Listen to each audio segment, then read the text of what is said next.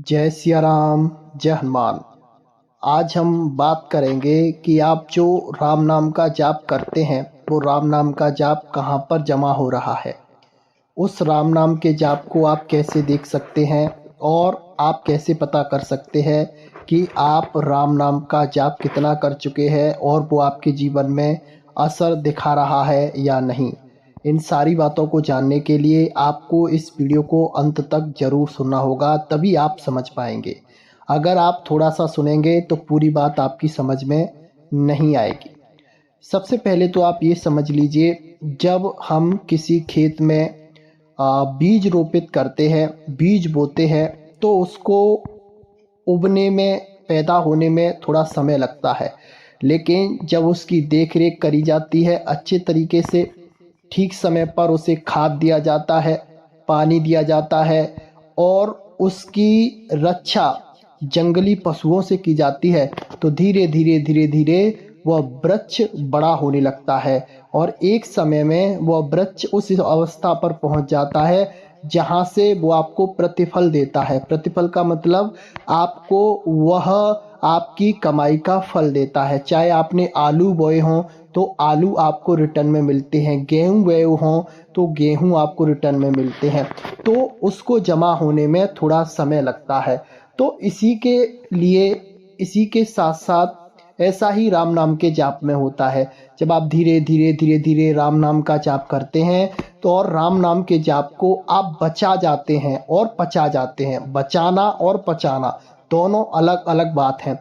बचाने का मतलब कि आप अपने राम नाम को व्यर्थ की चीज़ों में नष्ट नहीं करते हैं। जैसे कि बहुत सारे साधक क्या होते हैं, थोड़ा सा राम नाम का जाप वो करेंगे तो किसी को आशीर्वाद दे दिया या फिर किसी के बारे में बुरा भला कह दिया, मैंने इतना राम नाम का जाप किया, इसको लग जाए, इसका ऐसा बुरा हो जाए या फिर इसका भला हो जाए। तो ये आपका जो राम नाम का जाप है वह एक तरह से जमा नहीं हो रहा, ये खर्च हो रहा है, क्योंकि आपके पास अभी उतनी पूंजी नहीं है जिसे आप दिल खोलकर खर्च कर सको।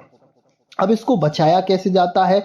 दैन्य होके इसे बचाया जाता है। दैन्य होने का मतलब ये है कि आपके अंतर मन में ये भाव आना चाहिए कि जो कुछ भी हो रहा है, जो कुछ भी होने जा रहा है या जो कुछ भी होगा, वो मेरे परमपिता परमेश्वर प्रभु श्री राम जी की मर्जी से होने वाला है और उन्हीं की मर्जी से होगा और वही सब कर रहे हैं। मैं तो कुछ भी नहीं हूँ, मैं तो एक तुच्छ प्राणी हूँ।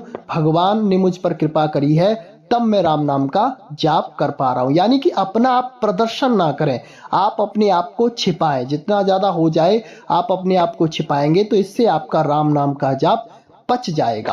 अब राम नाम का जाप आपका कितना जमा हो गया है, अब ये कैसे पता चलेगा? इसके लिए आपके अनुभव बताते हैं।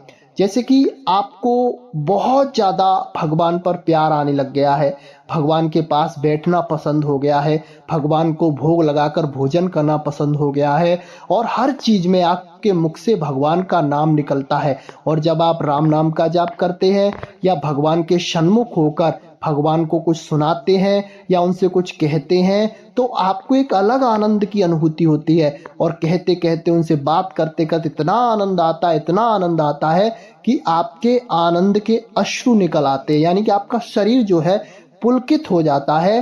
तो आपका जो राम नाम का जो जाप है वो काफी मात्रा में इकट्ठा हो चुका है और वो आपको अपना प्रतिफल देने लग गया है। बस इस अवस्था में आपको सावधान रहने की आवश्यकता होती है। जैसे कि इस अवस्था में फिसलन बहुत ज़्यादा आती है। जब आप भगवान की तरफ देखेंगे, भगवान से प्यार करेंगे, भगवान के लिए रोएंगे तो आपका अंतर्मन जो है एकदम शुद्ध अवस्था पर पहुंच जाता है। आपके अंतःकरण की मलिनता जो है बिल्कुल साफ हो जाती है। तो इस जगह पर बहुत फिसलन होती है। फिसलन क्या होती है? आपका अंतःकरण इतना पवित्र हो जाएगा कि आप किसी भी व्यक्ति को देखोगे और चाहे वो बुरा है या कुछ उल्टा सीधा काम कर रहा है तो आप उसको क्षमा ही करोगे। आपके मन में आएगा चलो जो हो रहा है अच्छा हो रहा है, भगवान जो कर रहे हैं अच्छा कर रहे हैं, मुझे तो भगवान से काम है, मुझे क्या करना। तो इस जगह पे कहीं ना कहीं आप अपने कर्तव्य से चूक जाते हैं। यानी कि आप अपने कर्तव्य से विमुख हो जाते हैं और कर्तव्य से विमुख जैसे ही आप होते हैं तो आपके राम नाम की जो गति है वो रुक जाती है। तो आपको इस समय जब आपकी ये अवस्था आए, आप भगवान के लिए रो रहे हैं, भगवान के सामने बैठने का बहुत ज़्यादा मन करता है, ज़्यादा से ज़्यादा राम नाम का जाप करने का मन करता है, इस समय आपको गुरु की सानिध्य ग्रहण करनी होती है।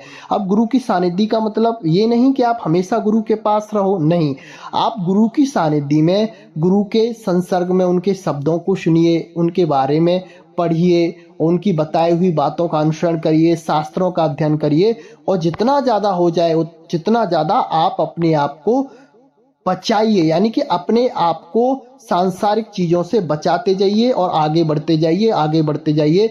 तो आपका राम नाम का जाप जैसे जैसे जमा होता जाएगा वैसे वैसे ही वो अपना असर दिखाते जाएगा और आपका अंतःकरण खुद बताएगा कि आपका राम नाम का जाप कितना हो गया है, आपने राम नाम का जाप कितना कर लिया है और आपके जीवन में राम नाम के जाप की ऊर्जा कितनी जमा हो गई है।